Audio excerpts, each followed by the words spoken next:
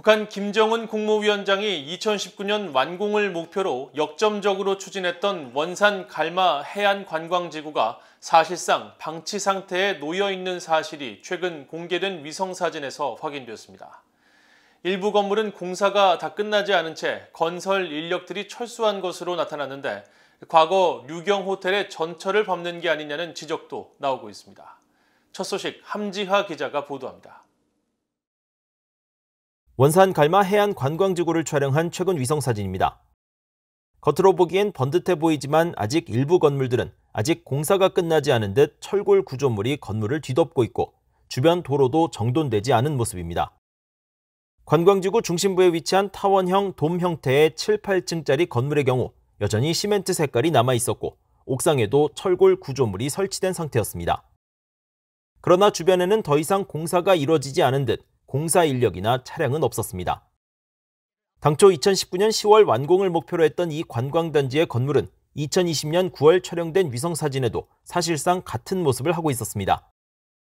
주변의 또 다른 고층 건물에는 건설용 기중기가 옥상으로 연결돼 있는 모습이었는데 다른 위성사진을 통해 확인해 본 결과 이 기중기는 2019년 공사가 한창일 때 설치돼 지금까지 같은 자리를 지키고 있었습니다.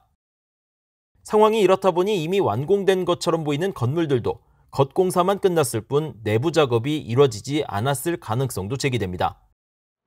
이 경우 겉모습만 마무리한 뒤 속은 텅 비어있는 류경호텔과 유사한 상황일 수 있다는 지적도 나옵니다. 북한은 지난 1987년 평양에 330m, 105층 높이의 초고층 건물 류경호텔을 착공했지만 경제난으로 5년 만에 건설을 중단한 바 있습니다. 이후 2008년 외벽 공사가 끝났지만 여전히 내부는 완성되지 못한 채 건물에 재기능을 하지 못하고 있습니다. North Korea is pretty good about building the outside of buildings, and a lot of times they look quite nice. They have a lot of cement, and they have good construction crews. A lot of them are military. The problem with construction, though, if you look into it, even if you build a house, you realize that it's not the external part that is hard. The internal part is hard and expensive. 브라운 교수는 원산 갈마 관광지구의 상황도 류경호텔처럼 껍데기만 있는 건물을 만든 상황일 것으로 추정했습니다. 북한은 지난 2019년 10월 완공을 목표로 원산 갈마 해안 관광지구에 대한 개발을 시작했지만 핵 미사일 시험에 따른 국제사회의 제재에 따라 원자재 수입 문제 등 난관에 부딪힌 뒤 김 위원장은 완공일을 2020년 4월 15일로 변경했었습니다.